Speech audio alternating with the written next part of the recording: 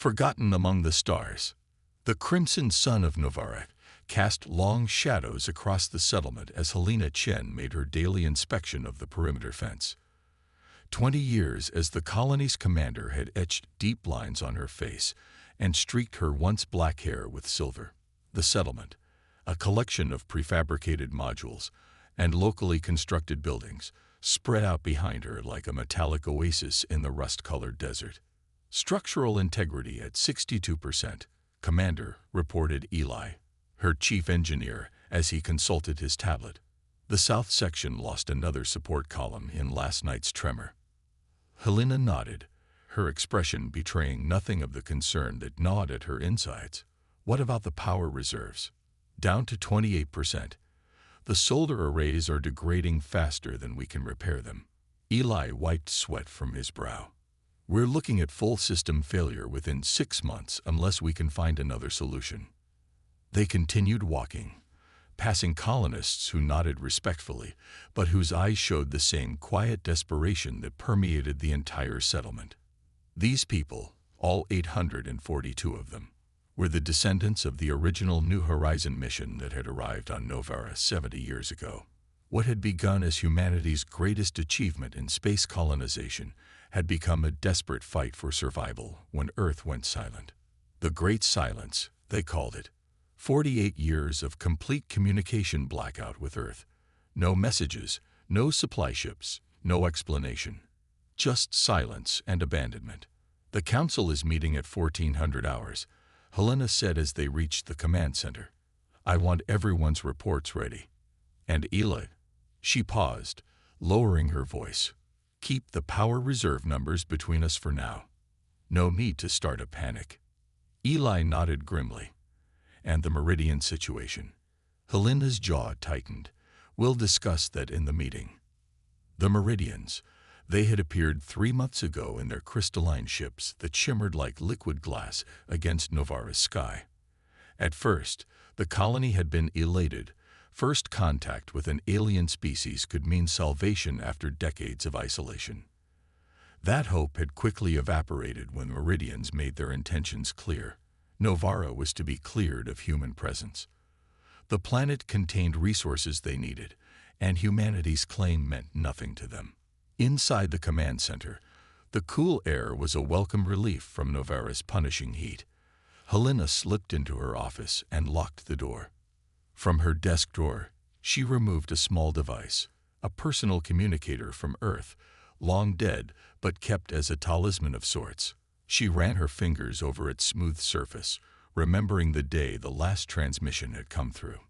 We're experiencing unprecedented global unrest, the message had said.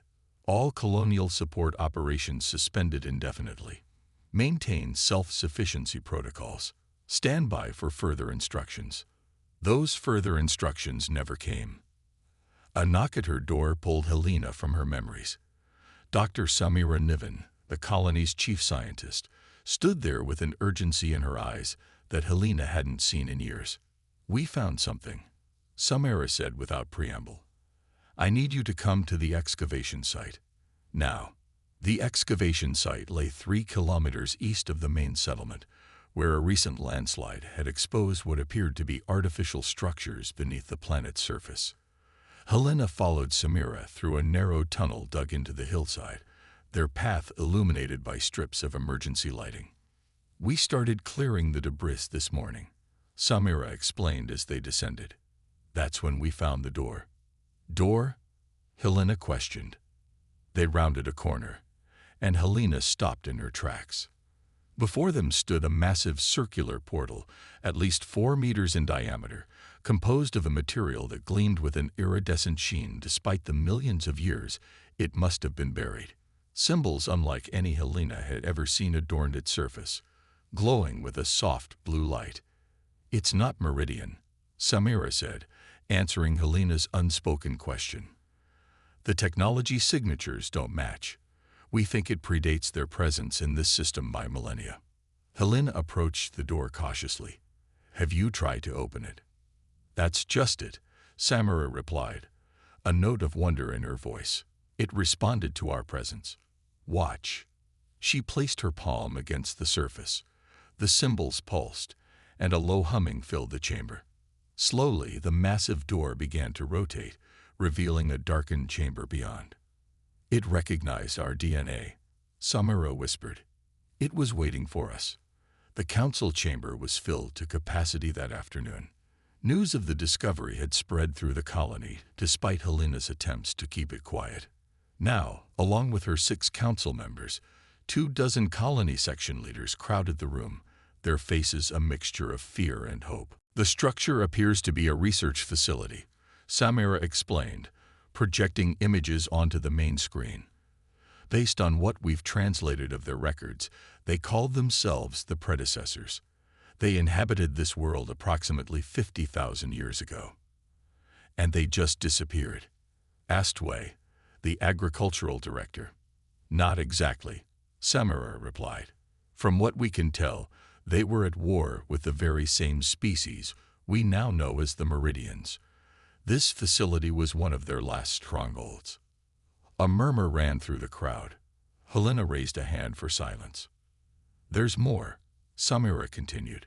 The facility contains what appears to be a defense system, one specifically designed to repel Meridian technology.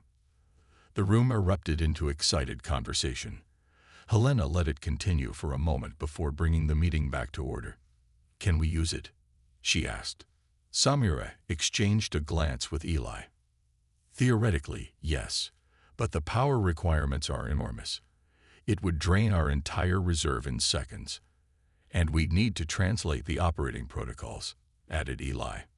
We've only scratched the surface of their language. Helena weighed the options, with the Meridians' ultimatum, leave in 30 days or be removed. They were already living on borrowed time. Redirect half our research team to this project, she ordered. I want to know everything about this defense system. As the meeting concluded, Marcus Lee, their communications specialist, burst into the room. His face was ashen. Commander, he said, his voice trembling, the Meridians have moved their timeline. Their fleet has entered orbit. They're deploying landing craft. The central plaza became their command post as Helena mobilized the colony's meager defense force, 60 individuals with mining lasers and improvised weapons. The colonists had never prepared for war. They were scientists, engineers, and farmers. Perimeter teams in position, reported Maya, her security chief. But those landing craft will tear through our defenses like paper. Helena grimaced. How long until they touch down? 20 minutes, maybe less. And the evacuation? Moving too slowly. We'll have at most half the population in the bunkers by then. Helena had known this was a lost cause from the beginning, but she couldn't surrender without a fight. These people, her people, deserved that much. Commander, Eli's voice crackled over the comm. We've managed to partially power up the predecessor facility. We can't control the defense system yet, but we've activated some kind of beacon. It's broadcasting on frequencies we didn't even know existed. A beacon? Broadcasting to whom? Helena asked. No idea, Eli replied. But it's powerful, stronger than anything we've ever generated.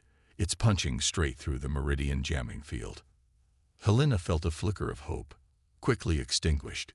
Even if the signal reached someone, help would come too late.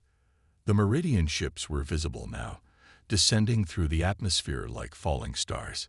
Hold positions, she ordered. Prepare for contact.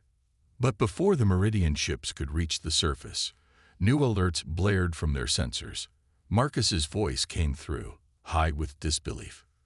Commander, multiple hyperspace signatures detected. Massive energy readings unlike anything we've ever seen. Helena rushed to the command center, arriving just in time to see the sensor displays light up with dozens, no, hundreds, of new contacts emerging from hyperspace on the far side of the planet. Are they Meridian reinforcements? She asked, dread pooling in her stomach. Marcus shook his head, his eyes wide with shock. No. The configurations. Commander, they're human ships. Impossible, Helena whispered, but the evidence was undeniable. The vessels bore the unmistakable design elements of Earth ships, though far more advanced than anything the colony had ever seen. A transmission cut through their communication system, overriding all security protocols. A deep, steady voice filled the command center. Novara Colony, this is Admiral James Reyes of the Earth Defense Fleet Intrepid. We received your distress signal. Hold position. Reinforcements are inbound. Humanity has returned for its own. As Helena stared at the tactical display, watching as the newly arrived human fleet engaged the Meridian ships, tears streamed down her face. After 48 years of silence, the impossible had happened. They were no longer alone. The reckoning. The command center of Novara Colony fell silent as everyone watched the tactical display. Human ships, hundreds of them, swarmed through the system, engaging the Meridian vessels with devastating precision. The sleek, angular warships moved with a grace that belied their destructive power, their hulls gleaming with an iridescent blue energy field that absorbed Meridian weapons fire like water. "Those can't be Earth ships," whispered Maya, the security chief. "The technology is too advanced. Earth didn't have anything remotely like this when we lost contact." Helena Chen could only stare in disbelief. After nearly 5 decades of silence, humanity had not only survived but thrived. The ships on the display represented technological progress that should have taken centuries, not decades. "Commander," Marcus called out from his station, "we're receiving a transmission from the Earth fleet. They're requesting landing clearance for a shuttle." Helena swallowed hard, suddenly aware that her uniform was worn and patched, that her colony, once the pride of Earth's scientific achievement, was now little more than a collection of salvaged structures and desperate survivors. "Grant clearance," she ordered, "and notify the Council. We meet our visitors as one." The shuttle that descended toward Novara's surface bore little resemblance to the utilitarian craft Helena remembered from Earth. This vessel was sleek and predatory, its hull composed of materials that seemed to shift and adapt to atmospheric conditions. It touched down in the colony's central plaza with barely a sound, settling onto the cracked concrete landing pad that hadn't seen a spacecraft in 48 years. Helena stood at the head of the small welcoming committee, flanked by her council members. The citizens of Novara gathered behind them, faces a mixture of hope, wonder, and suspicion. None of the children had ever seen anyone from Earth. Many of the adults barely remembered their home planet. The shuttle's ramp extended with a soft hiss. 4 figures descended, 3 in formidable military uniforms unlike any Helena had seen before, and 1 in what appeared to be a civilian diplomatic outfit. The leader, a tall man with dark skin and silver-streaked hair, removed his helmet as he approached. "Commander Helena Chen," he asked, his voice matching the one from the transmission. "Admiral James Reyes, Earth Defense Fleet." Helena stepped forward and, after a moment's hesitation, extended her hand. "Welcome to Novara, Admiral." Though I confess, we had given up hope of ever saying those words. Reyes clasped her hand firmly. "The honor is ours, Commander. What your colony has achieved here, surviving for decades without support, is nothing short of miraculous." His eyes swept over the assembled colonists, taking in their weathered faces and patched clothing, the makeshift buildings and repurposed equipment. There was respect in his gaze, but also sadness. "We have much to discuss," he said quietly, "and much to atone for." In the council chamber, Helena sat across from Admiral Reyes and his team as they explained what had happened to Earth after the Great Silence. The diplomat, Dr. Ilara Voss, Earth Diplomatic Corps, led the briefing. The political unrest that caused the communication blackout was just the beginning, she explained, her voice steady but tinged with regret. What followed was a period we now call the fracturing. Nations turned inward, global communication networks collapsed, and the unified Earth government that launched your mission ceased to exist. For 15 years, continued Admiral Reyes, Earth was fractured. Space exploration was abandoned as humanity struggled simply to survive. We lost nearly a third of the global population to war, famine, and disease. Eli, the colony's engineer, leaned forward. But you obviously recovered. These ships, this technology, it's far beyond what Earth had when we left. Dr. Voss nodded. The unification changed everything.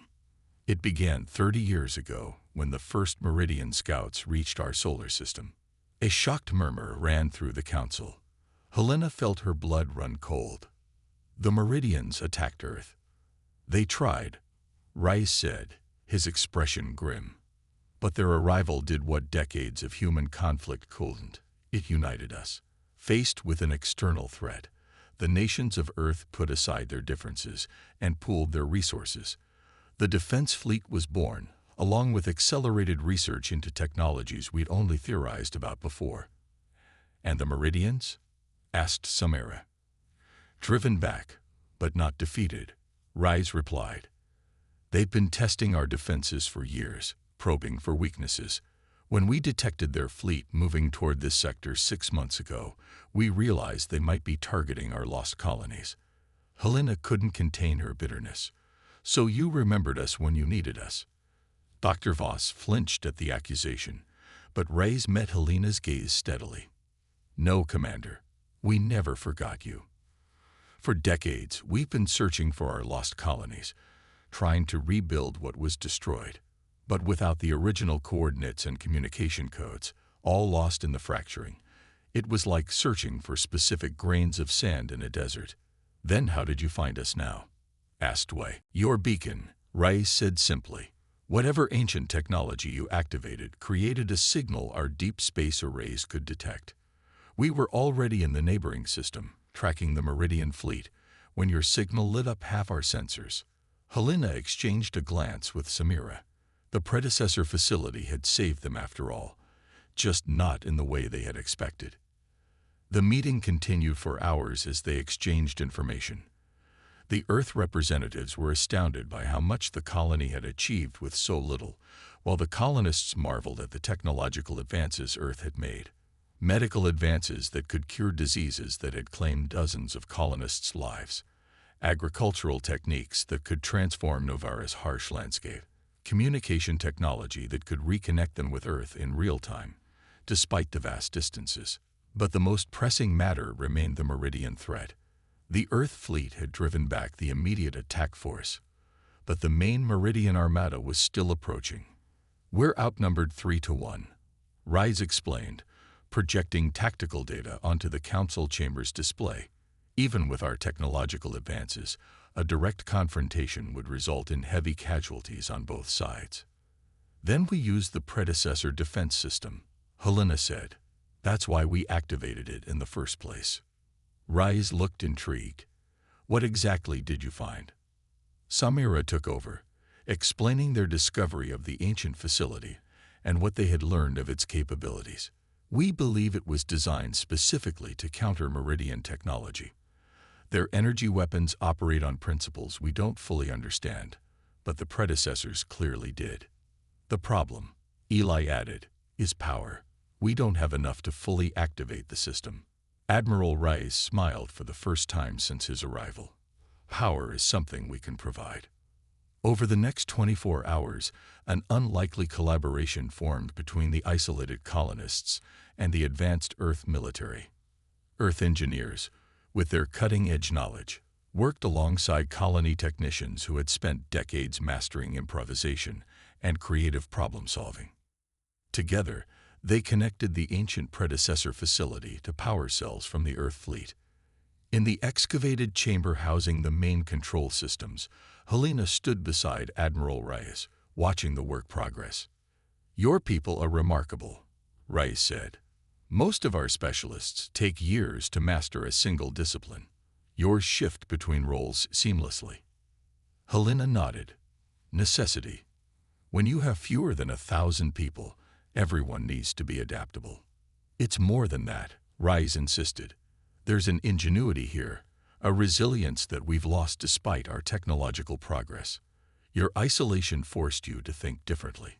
Before Helena could respond, Samira called them over to the main control interface. We're ready for the test activation. The interface, once they had deciphered its operation, was elegantly simple. The predecessors had designed it with an intuitive logic that transcended language barriers. As Eli initiated the power transfer from the Earth vessels, the ancient system hummed to life. Symbols and displays illuminated throughout the chamber, bathing everyone in soft blue light. "Power at 30% and holding stable," reported an Earth technician. "That's already 10 times what we could generate on our own," Eli said, his voice filled with wonder. "The diagnostic routines are running. We should know what we're dealing with soon." The results exceeded their wildest expectations. The predecessor defense system wasn't simply a weapon, it was a comprehensive planetary shield, designed to render Meridian energy weapons completely ineffective, while simultaneously disrupting their navigation systems. "This changes everything," Rice said, studying the translated technical specifications.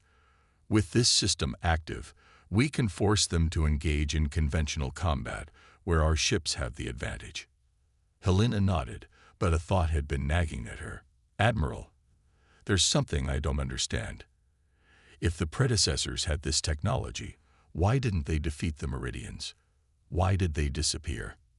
It was Dr. Voss who answered, having joined them after reviewing the translated historical records. "Because they couldn't take the fight to the Meridians. This system is defensive only, and the Meridians simply blockaded them, waiting them out. The predecessors eventually abandoned this world, fleeing to another galaxy according to the records. But we're not the predecessors," Rice said, determination in his voice. "We won't just defend. We'll attack." The plan they developed was audacious. The Earth fleet would engage the Meridian Armada, drawing them into range of Novara's newly activated defense system. Once the Meridian weapons were neutralized and their navigation compromised, the human ships would launch a devastating close-range assault. As the Meridian Armada approached, Helena stood in the colony's command center, now integrated with Earth fleet communications. On the main display, hundreds of Meridian ships moved in perfect formation, their crystalline structures gleaming in the light of Novara's sun. "They're transmitting," Marcus announced. "Standard ultimatum. Surrender the planet or be destroyed. Send our response," Rise ordered from the bridge of his flagship in orbit above. The response was brief. "Novara is under the protection of humanity. Withdraw or face the consequences."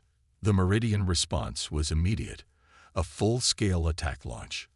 Their weapons, energy lances that could slice through conventional shields, fired in unison. "Predecessor defense system activating," Samira reported, her hands flying over the controls. For a terrible moment, nothing seemed to happen. Then, as the Meridian energy weapons approached Novara's atmosphere, they simply dispersed. Like water hitting an invisible wall, the deadly energy dissipated into harmless light. "It's working," Eli shouted. The Earth fleet moved into position, executing a complex maneuver that split the Meridian formation. On the tactical display, Helena could see the Meridian ships beginning to drift erratically as their navigation systems failed under the influence of the predecessor technology. What followed was not a battle but a rout. The Earth vessels, their conventional weapons still fully functional, tore through the disoriented Meridian fleet. Ships that had terrorized a dozen worlds were reduced to drifting debris in a matter of hours. When it was over, when the last Meridian vessel had either been destroyed or fled the system, a profound silence fell over the command center. Then, slowly, it gave way to cheers that spread throughout the colony. 3 days later, as the Earth fleet prepared to depart, leaving behind a substantial garrison to protect Novara and help rebuild, Helena stood with Admiral Rice on the hillside overlooking the colony. "Earth is sending colonization ships," Rice told her. "Not to replace your people, but to learn from them. Your colony will become the center for a new wave of human expansion." "And the Meridians?" Helena asked. "They'll be back, eventually. But next time, humanity will be waiting for them, united and prepared."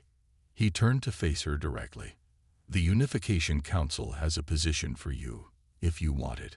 Earth needs leaders who understand what it means to survive against impossible odds. Helena looked out over the colony, her home for 20 years. The prefabricated structures and improvised buildings were now interspersed with advanced Earth technology. Children who had never known anything but isolation were playing with youngsters from the Earth fleet, exchanging stories and experiences. "My place is here," she said finally. "Novara still needs me. But tell your council this. We are one people, whether born on Earth or among the stars. The Meridians made a critical mistake when they threatened humanity. They gave us a common enemy when we needed it most." Reyes nodded, understanding in his eyes. They never understood what makes humans different from the predecessors. We don't just adapt and survive. We fight back. And we never, ever abandon our own. As the sun set over Novara, casting long shadows across the landscape, Helena watched the first construction teams breaking ground for new developments. The colony that had been forgotten for so long was now at the forefront of humanity's future among the stars. They had been left behind, but they had endured. And now, with the return of the human fleet, they would lead the way forward, a testament to humanity's greatest strength, the unwavering determination to survive, to thrive, and to reclaim its place in the universe.